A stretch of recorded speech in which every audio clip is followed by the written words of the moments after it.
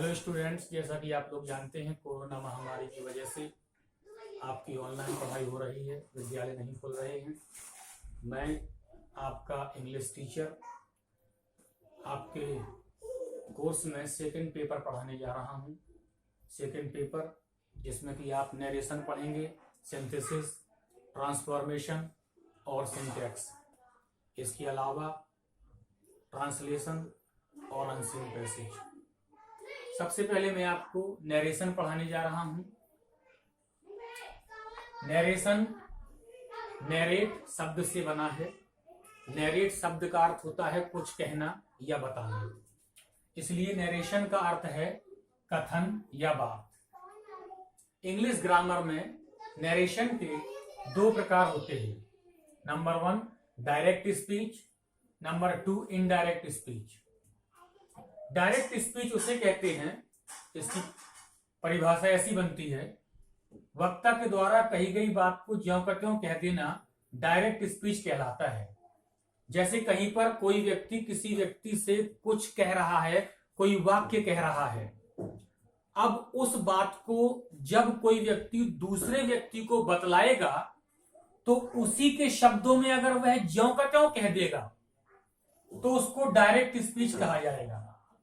इसलिए इसकी परिभाषा बनी है कि वक्ता के द्वारा कही गई बात को ज्यों का त्यों कहना डायरेक्ट स्पीच कहलाता है। जैसे Ram said to me I have taken my lunch.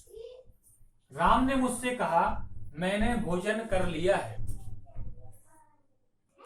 इसमें यह पूरा वाक्य डायरेक्ट स्पीच का है।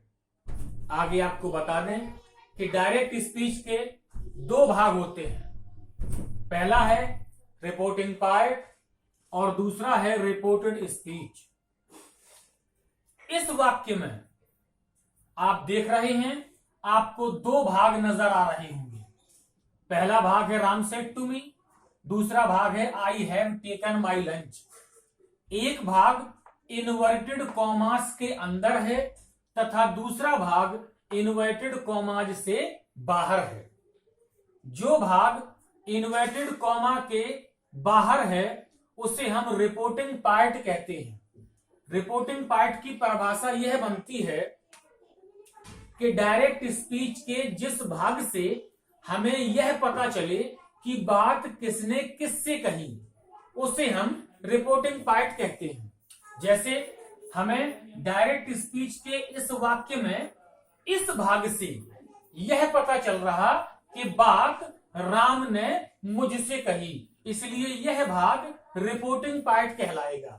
इसकी पहचान के लिए मैंने लिख दिया है कि यह भाग इन्वर्टेड कॉमाज से बाहर लिखा रहता है। यह भाग इन्वर्टेड कॉमाज से बाहर लिखा, इसलिए यह रिपोर्टिंग पार्ट है। दूसरा भाग रिपोर्टेड स्पीच है, जो कि इन्वर्टेड कॉमास के अंदर लिखा हुआ है।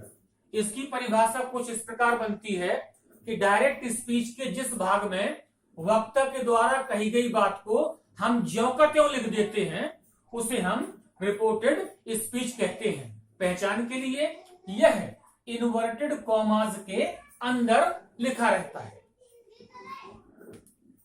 इसके बाद बच्चों मैं आपको बताने जा रहा हूं इनडायरेक्ट स्पीच की परिभाषा। हेडिंग डाल लेंगे इनडायरेक्ट स्पीच।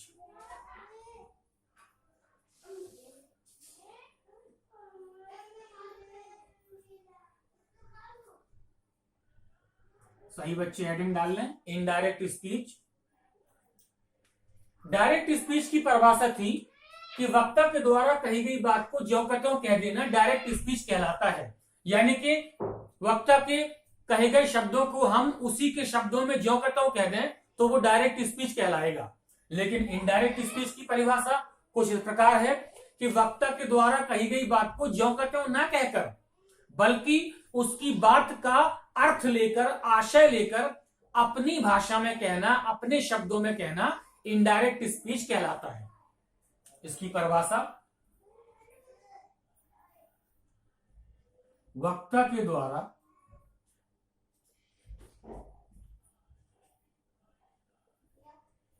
कही गई बात को ज्यों का त्यों ना कहकर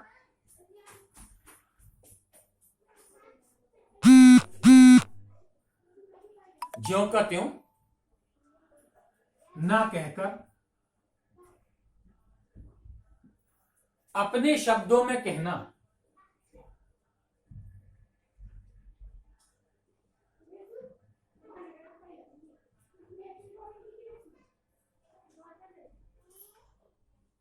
इनडायरेक्ट स्पीच कहलाता है।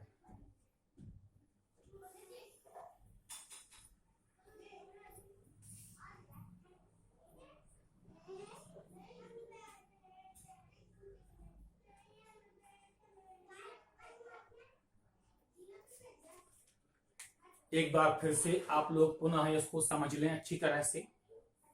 नरेशन जिसका अर्थ होता है कथन या बात, इंग्लिश ग्रामर में नरेशन के दो प्रकार हैं, direct speech, indirect speech. Direct speech की परिभाषा वक्ता के द्वारा कही गई बात को ज्यों का त्यों कह देना डायरेक्ट स्पीच कहलाता है। इसके दो भाग होते हैं, reporting part, reported speech. Reporting part वह भाग होता है जो इन्वर्टेड कॉमा से बाहर लिखा रहता है, जिसमें यह बताया जाता है कि बात किसने किससे कही। और रिपोर्टेड स्पीच वह भाग होता है जिसमें वक्ता के द्वारा कही गई बात को ज्यों का त्यों लिख दिया जाता है। यह भाग इन्वर्टेड कॉमा के अंदर लिखा रहता है। डायरेक्ट स्पीच के बाद इनडायरेक्ट स्पीच की परिभाषा मैंने आपको बताई, वक्ता के द्वारा कही गई बात को ज्यों का त्यों ना कहकर अपने शब्दों में कहना इनडायरेक्ट स्पीच कहलाता है। प्यारे बच्चों, इसके बाद मैं आपको डायरेक्ट से इनडायरेक्ट बनाने के नियम बताऊंगा अगले वीडियो में। नमस्कार।